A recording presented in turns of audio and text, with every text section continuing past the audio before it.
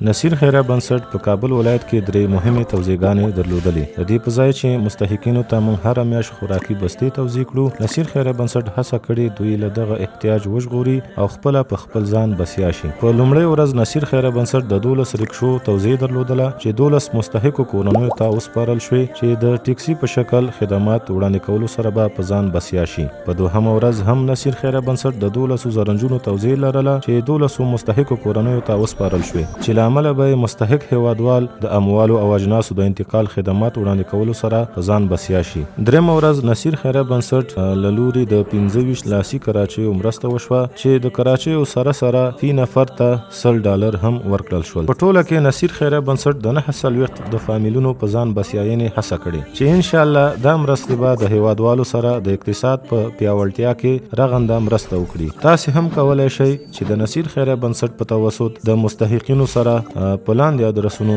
مرسته وکړئ.